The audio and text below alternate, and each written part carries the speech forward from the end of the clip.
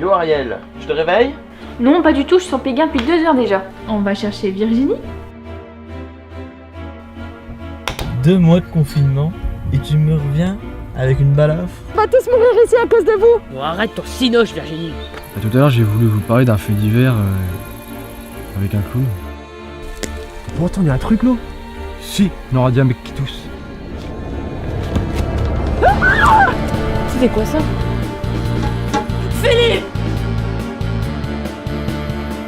Michel! Philippe! T'as peur? Marie!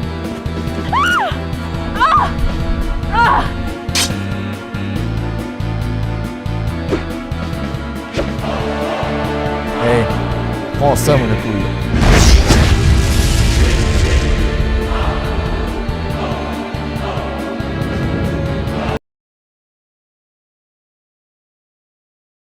Question toute bête, peux-tu te présenter et nous présenter ton activité? Alors, je m'appelle Clément Chevalier, je suis, comme on appelle, un réalisateur indépendant, totalement amateur. Moi, ma passion, c'est le cinéma. Et donc, je réalise des films, je les écris, je les conçois, je les monte, je les sors, je les produis en DVD, Blu-ray, je fais vraiment tout de A à Z, en fait. Et ça, c'est vraiment ma passion et c'est mon but dans la vie. Voilà. Alors, pourquoi as-tu choisi l'horreur et qu'est-ce qui t'a mené à cette activité de réalisation? Alors, depuis tout petit, moi, l'horreur, c'est quelque chose qui m'a toujours suivi. On ne montre pas de films d'horreur aux enfants, mais j'ai grandi avec les films d'horreur, comme beaucoup aussi, je pense, c'est sûr. Et il y a toujours eu cette fascination pour l'horreur, tout en étant fictive, bien entendu. Cette fascination aussi de se dire, on peut aussi nous réaliser nos propres films, et surtout de l'horreur. Moi, l'horreur, ce qui m'a toujours intéressé, c'est, je sais pas, c'est ce côté horrifique, impressionniste. C'est vraiment, parfois, ça peut être n'importe quoi, des films gore. On voit que du sang. Et moi, c'est ce qui m'impressionne, c'est ce que j'ai envie de faire aussi. Et moi, l'horreur, c'est quelque chose qui m'a toujours attiré. Donc voilà, c'est.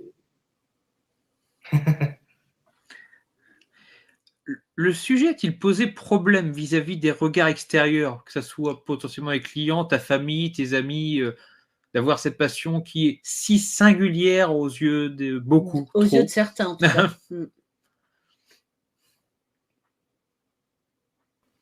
Ah, alors,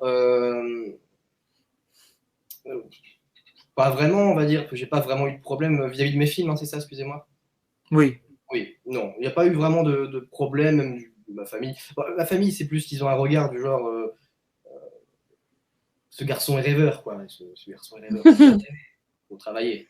Il faut vraiment travailler. Voilà. Là, c'est pas du tout. Voilà, moi, j'étais dans un autre état d'esprit, en fait.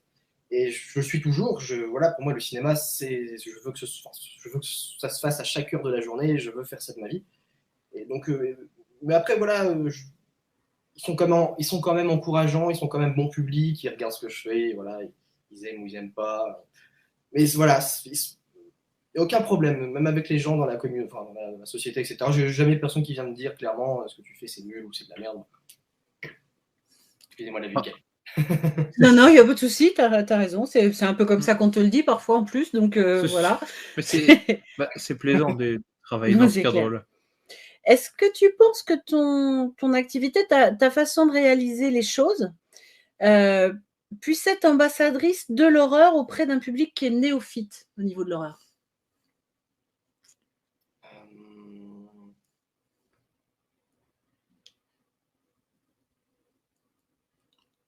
Grande question. Grande question. Je ne sais pas, imagine que quelqu'un qui n'y connaît absolument rien dans l'horreur puisse être amené plus facilement à aller vers l'horreur grâce à tes films, si tu veux, de ta façon de réaliser, etc. Je pense pas, parce que en fait, ce que je fais, en fait, c'est de prendre la comédie et l'horreur et mélanger le tout et balancer quelque chose qui est proche du nanar, en fait. Parce que clairement, ce que je fais, c'est proche du nanar, mais ce n'est pas un nanar parce que c'est fait volontairement. Un nanar, c'est toujours fait involontairement. Oui. Là, on pourrait appeler ça une comédie vulgairement, une comédie horreur, mais c'est pas un genre que j'ai envie d'appeler parce que c'est plutôt un genre que j'ai envie de créer. C'est plutôt une bombe. On mélange les deux puis on balance quelque chose qui est un peu. Qui ne représente pas la comédie et l'horreur au final, qui sont complètement des genres nouveaux un peu. Et donc je pense pas qu'une personne qui n'a jamais vu de cinéma d'horreur, qui viendrait voir mes films, voilà, je pense pas que que ce soit la bonne solution. Déjà, pour commencer à voir des films d'horreur, c'est pas la bonne solution. Pour moi, on va dire que mon public, ce sont des gens qui consomment déjà des films d'horreur, de la comédie, clairement, et qui veulent voir un peu un genre nouveau, clairement. Donc tu penses que ton genre, ta façon de faire et de voir tes films, c'est justement quelque chose qui pourrait être plutôt difficile à classer pour quelqu'un qui voudrait se mettre à l'horreur, qui n'arriverait pas à s'y retrouver dans ce que tu fais. Ouais, voilà, c'est ça, exactement. Il va dire, mais qu'est-ce que c'est que ce truc? Alors que quelqu'un qui est déjà averti, il va comprendre le délire. Voilà, le délire. Exactement. Oui, mais est-ce que justement quelqu'un qui serait, ouvert sur l'humour, si tu veux, il pourrait pas trouver, entre guillemets, son genre, justement, dans cette espèce de mutation que tu fais entre les deux? Peut-être. Ça, c'est pas impossible, je dis pas, mais je ne pense pas que la plupart des spectateurs ce soit le cas, en fait. Je pense que ça peut arriver, bien sûr. Bien sûr.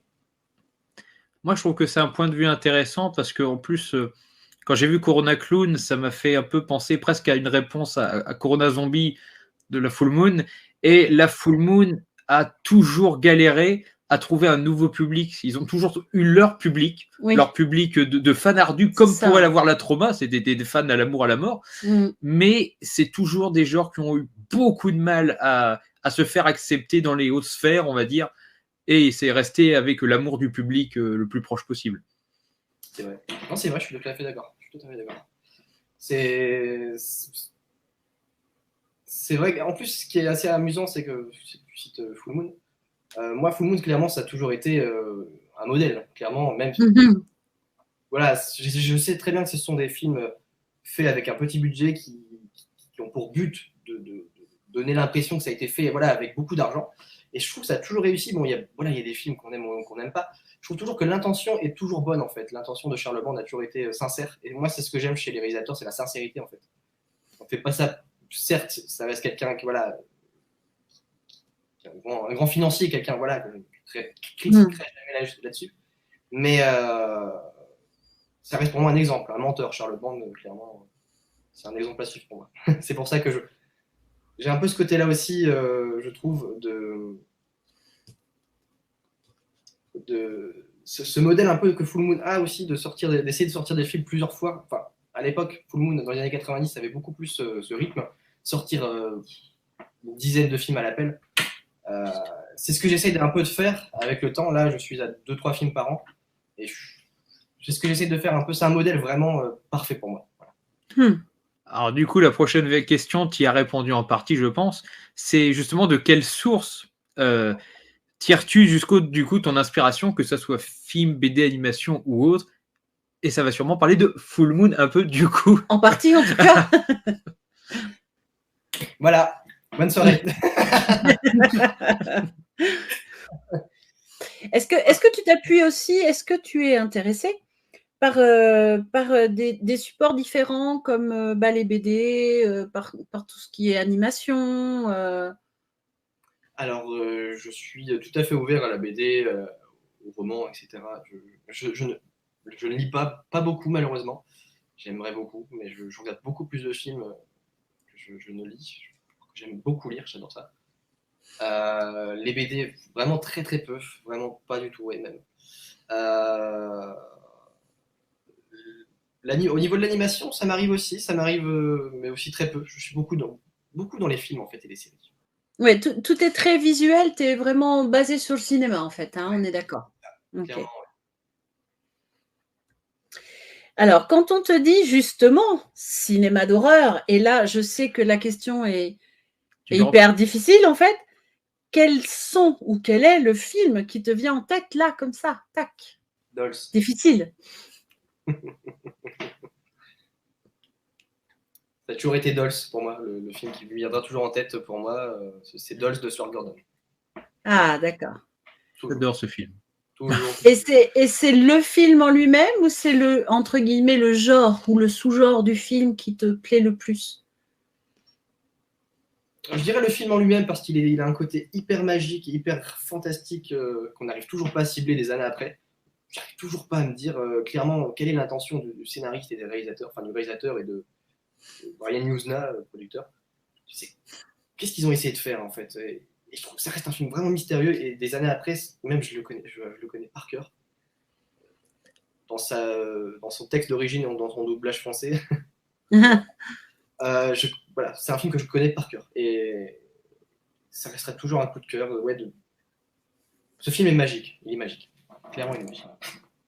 Je trouve ça assez chouette comme réponse parce que c'est un film qui est souvent apprécié, mais qui est rarement cité comme l'exemple même, malgré que ça reste un des films forts de Stuart Gordon et Brian Yuzna dans leur collaboration et que c'est souvent reconnu comme étant un des plus qualitatifs. Ouais, mais néanmoins, c'est peut-être pas celui qu'on citerait mais c'est clairement, en premier, quoi. C'est clair. Quand on parle cinéma d'horreur, c'est clairement pas le film qui te vient tout de suite en tête. Mais du coup, c'est plus intéressant d'avoir ce genre de réponse, clairement. Ça sort de l'ordinaire. C'est sûr. Ta vision de l'horreur au sein de ton activité te semble-t-elle avoir changé depuis tes débuts? Est-ce que tu penses avoir évolué différemment ou... Bien sûr, bien sûr. Je le remarque souvent, et c'est quelque chose qui revient souvent à la fin de chaque film, à la fin de chaque montage. Par exemple, là, je viens de finir le montage de Coronacland 2. Et quand je revois le film, je me dis, mais c'est dingue, comparé au premier. Je compare toujours au film d'avant, jamais au premier, etc. Toujours celui d'avant. Là, j'ai comparé à Coronacland. Il y a vraiment de l'évolution. Il y a une volonté aussi d'être plus sérieux, de vouloir être un peu mieux compris par le public, de ne pas... de tourner les blagues un peu plus sérieusement, être un peu moins...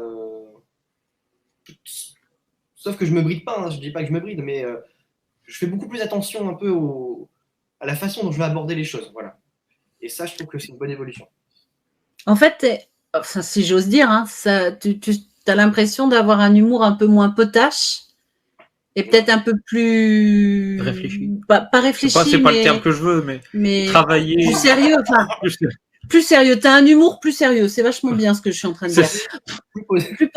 Plus posé, voilà. D'accord. Plus digeste, peut-être. Oui, aussi, fatalement pour les personnes qui regardent, peut-être, selon la catégorie, tu vas peut-être aussi... as-tu l'impression de changer de public, quelque part? Non, je pense pas. Je pense que je m'adresse toujours au même public. Après, je dis ça, j'ai tourné une comédie que je dois sortir là pour Noël. Ce n'est pas du tout le même public. Je dis ça. D'accord. Mais en fait, oui. Oui et non. Clairement, en fait, j'essaie toujours de m'adresser toujours aux mêmes personnes. Parce que ce que j'essaie toujours de faire aussi dans mes films, c'est de créer un univers un peu le multivers, enfin pas le multivers, mais qu'on appelle ça avec mon meilleur ami et co-créateur de Hockey Production, on avait dit qu'on appelait ça le MCU Universe, comme le Universe, parce que ça s'appelait Manu Clément Universe. Et en fait, c'était un univers où tous nos films étaient liés. Et c'est ce qu'on fait, en fait, on essaie de faire. Donc, quelque part, le public est toujours le même, clairement. Est-ce que c'est pas tout simplement que ton public, entre guillemets, évolue avec toi? Peut-être, oui, c'est vrai. Quelque part, il grandit, entre guillemets. Hein. Enfin, je veux dire, tu vois, si c'est si c'est des personnes qui te suivent depuis le départ et qui continuent à te suivre aujourd'hui, c'est parce que cette évolution leur plaît et puis que, tu vois, c'est que ton travail leur plaît et puis qu'ils grandissent avec toi, quoi, quelque part. Ouais. Moi, je trouve ce que je trouve génial quand je t'écoute, c'est que j'ai l'impression que c'est quelqu'un qui a grandi avec la Full Moon, mais qui, dans sa façon de penser, ressemble surtout à Lloyd Kaufman de la Trauma. J'adore le Et je trouve que t'es pareil, t'es la personne qui se bat pour son public, pour ses idées, et qui se va pas se laisser gangréner par le grand cinéma et il va se battre pour ses projets. C'est ça, et puis le plus important aussi, c'est que je vois... Aussi bizarre soit-il. Si je vois beaucoup au cinéma, c'est aussi cette consommation que les gens peuvent avoir un peu néfaste pour eux, parce qu'ils sont toujours dans cette optique de toujours critiquer tous les films qu'ils voient, en fait, et d'être mauvais, en fait, d'être jamais... satisfait un peu, et de toujours... Clairement, encore une fois, je vais être vulgaire, mais dire que c'est de la merde, et moi, j'aime pas quand on vient dire ça. Parce que c'est clairement... On dit on aime, on n'aime pas, parce qu'il y a du travail derrière, énormément de travail, même si c'est... Mais il y a toujours du bon travail derrière et c'est important de le savoir. C'est vrai que nous, sur la chaîne, c'est un peu toujours ce qu'on essaye de faire. C'est même si on n'aime pas, il faut reconnaître qu'il y a du travail, qu'il y a des gens derrière, que ça s'est pas fait comme ça sur un claquement de doigts et qu'il faut quand même saluer, même si, et moi, ça m'est arrivé de m'énerver sérieusement contre certaines. Non, tu crois? Mais c'était pas sur la qualité, sur le machin. C'est souvent ce que j'ai un petit peu de mal, c'est le plagiat. Et le plagiat non assumé. Non assumé. Et ça, c'est un truc, en général, je suis assez dure avec ça.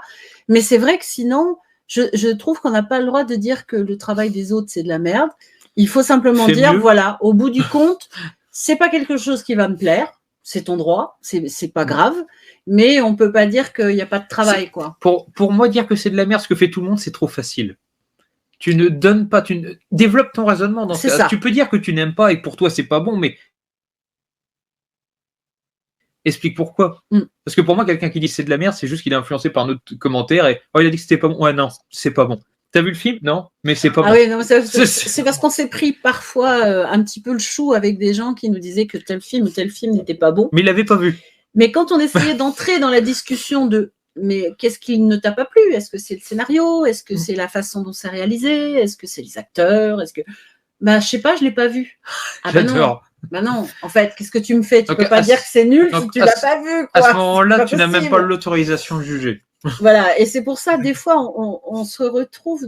C'est assez rare, nous, dans les commentaires. On a quand même une communauté qui est hyper respectueuse. À l'image de la tienne, elle est dans notre univers. Ouais, vraiment, c'est sympa. Franchement, on a des gens. On est assez bisounours, franchement, on n'a pas de problème. Mais c'est vrai que quand on est parti plutôt sur le groupe sur Facebook, on a plus facilement des gens, effectivement, qui vont être dans la critique pure, mais qui n'ont pas d'argument.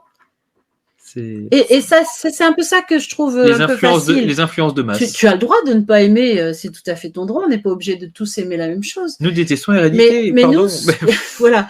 Nous, ce qu'on aime, c'est ouvrir la discussion sur « Ah bon, t'as pas aimé? Tiens, c'est marrant, moi j'ai bien aimé parce qu'il y a ça, il y a ça. » Donne-nous ton point de vue. J'ai bien aimé ses idées, j'ai bien aimé sa réalisation. Qu'est-ce qui, toi, te bloque? Et souvent, en face, on n'a pas forcément quelqu'un qui va être capable de nous dire pourquoi il n'aime pas. Et c'est un peu réducteur en fait. Et c'est un peu comme tu dis, c'est cette nouvelle façon de critiquer le cinéma.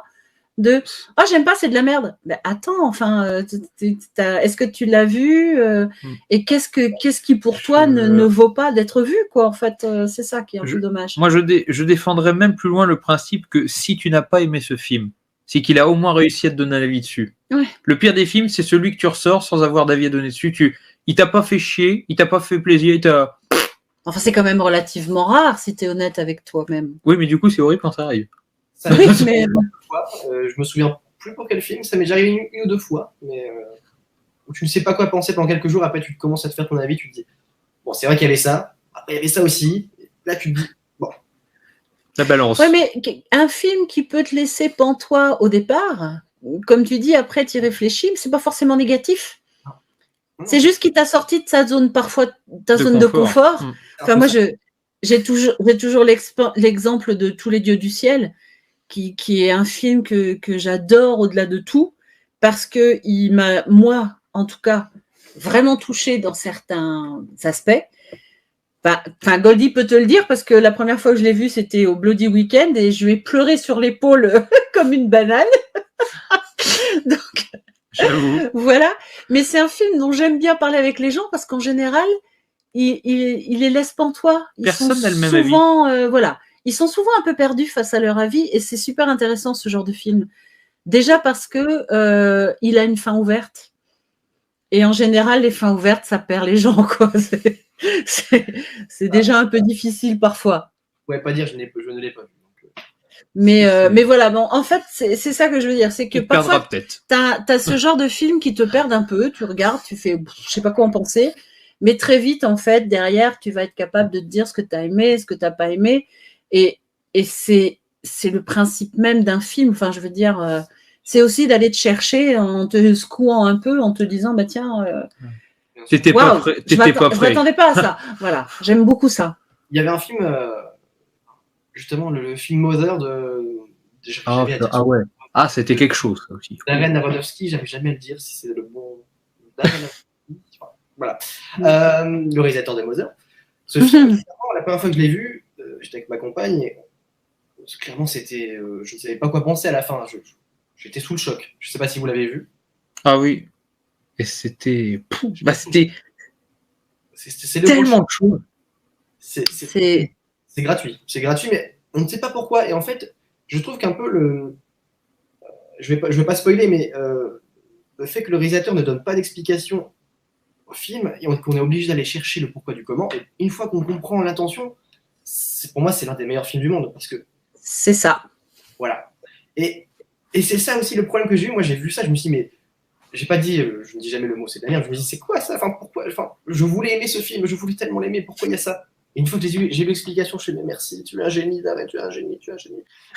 Et en fait, je t'avouerai que moi, j'ai dû le voir 2 fois.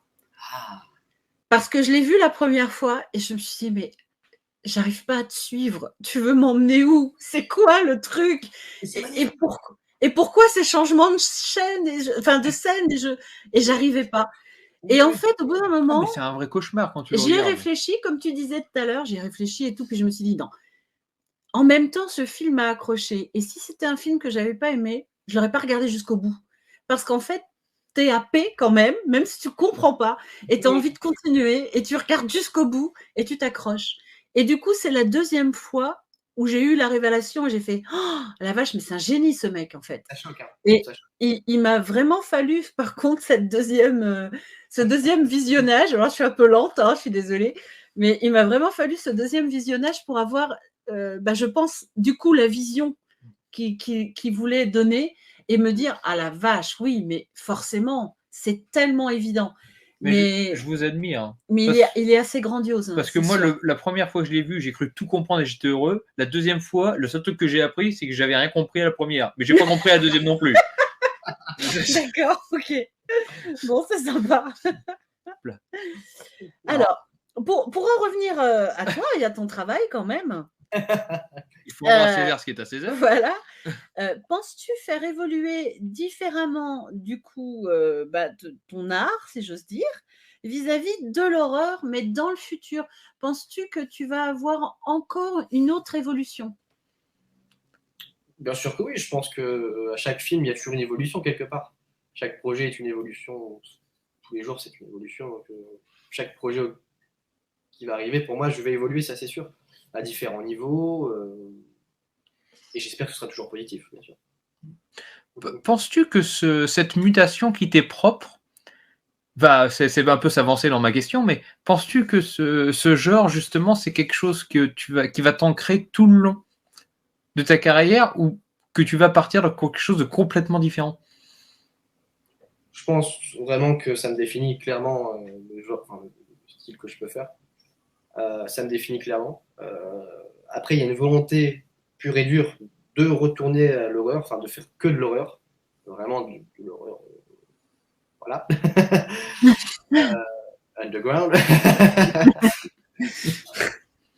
Mais il y a aussi cette volonté, c'est ça en fait, j'ai toujours été tiraillé entre soit faire un film d'horreur vraiment très, très malsain ou quelque chose, une comédie très, très, très drôle. Et je suis toujours tiraillé entre les deux, donc je suis toujours comme ça. Et c'est donc je ne sais pas. Enfin, je pense qu'il y aura un peu de tout. Clairement, il y aura un peu de tout. Et j'ai envie de faire un peu de tout aussi. J'ai envie de toucher un peu à tous les genres, que ce soit du drame, du thriller. Fantastique. C'est ça. Est-ce que dans cette base d'horreur et peut-être même dans cette base d'horreur comédie, dans cette mutation que tu as fait entre les deux, est-ce que justement ton évolution pourrait être garder cette base et je sais pas, glisser vers le thriller ou vers tous les autres genres, vers un autre genre que testé. tu pourrais rencontrer entre guillemets dans ton cinéma? Bien sûr, c'est un grand plaisir de changer de style, pas de style, pardon, et de registre, et puis tout en gardant la même base, comme tu dis. Bien sûr. Il y a des projets qui sont prévus comme ça, tout en gardant la base et en changeant un peu, voilà, le genre. C'est enrichir un peu le genre que tu as entre guillemets créé pour toi, et tu enrichis ce genre-là en amenant différentes sources de thrillers ou autres, voilà. Et puis plusieurs aussi degrés. Il y a plusieurs degrés de vision aussi qui permettent de bien voir le projet. Par exemple, si c'est quelque chose de, j'aime pas dire pas sérieux, mais si c'est quelque chose d'un peu léger, que je veux pas que les gens prennent vraiment très au sérieux, bah, on le sait tout de suite. Quand c'est vraiment quelque chose où je veux que les gens, voilà, soyez sérieux, concentrez-vous sur l'histoire, c'est important. Ils vont le savoir en fait. J'ai l'impression aussi que, voilà, je cible aussi. Les films sont ciblés pour les gens et vice versa en fait. Ils s'y retrouvent en fait. Quand on va voir Corona Clown, clairement, on s'attend pas à quelque chose de sérieux. Mais moi, je m'attendais à une épreuve psychologique qui mette à l'idée d'Inception, qui me fasse rentrer dans le profond de mon cerveau, moi. Mais bien sûr, mais ton cerveau est tellement compliqué en même temps. Ouais, c'est pas faux. C'est-à-dire que, tu vois, moi, c'est Corona Clown tous les jours, parce que dans ma tête. Clément parle de ces films dans un savant mélange mutant et tout, et je pense que ton cerveau est un peu comme ça. Un savant mélange de voilà. mutants. C'est ça. Sauf qu'on n'a pas encore bien compris tous les ingrédients. Ah, moi non plus. C'est ça le truc. Mais ça fait ta richesse. Voilà. C'est comme les films de Clément. En fait, ça fait sa richesse. C'est gentil. Voilà. Écoute, si tu es d'accord, enfin si tu en as envie, est-ce que tu voudrais nous parler de ton actualité prochaine? Oui, est-ce que tu as des projets dont tu peux ou veux nous parler, voilà. Sachant que la vidéo sera faite en décembre. Oui, mais voilà. Il y a forcément Corona Clown 2, dont je viens de finir le tournage il y a quelques jours, avant l'opération. Voilà, j'ai fini ça. Je l'ai monté dans la foulée. Le film est déjà prêt. Je suis très content. Donc ça sortira pour été 2023. Ça a été avancé. C'était à la base prévu pour Halloween 2023. À côté de ça, il y a une comédie adaptée d'une pièce de théâtre de Jean-Pierre Martinez. Ah. Très talentueux et vraiment génial, qui m'a autorisé à adapter sa pièce de théâtre, La Soirée d'Enfer, Une Soirée d'Enfer, que j'ai renommée La Soirée d'Enfer. Léger switch. Et ça sort en décembre, le 4 décembre. Il y a une diffusion à Calais, dans ma ville natale, à Calais, au cinéma Alhambra, et il y aura aussi une sortie DVD Blu-ray le même jour. Ah, super. Ben, merci en tout cas de nous donner ces infos sympathiques. Déjà, Goldie est à fond, tu vois, il est déjà… Des sorties physiques, moi je dis oui. Des sorties physiques et il est à fond. Tu vois, il y a des choses comme ça, tu lui dis, il est tout de suite heureux. Il ne faut pas grand-chose, moi, il ne faut pas grand-chose. Pas de plateforme, non. Oh, vous allez vous entendre là-dessus. Mais je t'aime. Je tiens à préciser que Corona Clown 2 sortira en VHS. Ah, ça c'est encore plus intéressant. Mais j'ai pas de lecteur. Ben moi j'en ai un. Ah. Oui, je suis. Mais si tu veux, comparé à vous, en plus, je suis de cette génération-là, VHS. Je l'ai connu. Donc, voilà. Oui, enfin, bon. Je les ai connus sur la fin, mais… Disons que quand même, dans quelques jours, je vais avoir 50 ans, donc je suis quand même un peu plus que toi dans cette… Pour si peu. Dans cette génération. Voilà, c'est ça. C'est qu'un chiffre. C'est qu'un chiffre. Hey, prends ça, mon couille.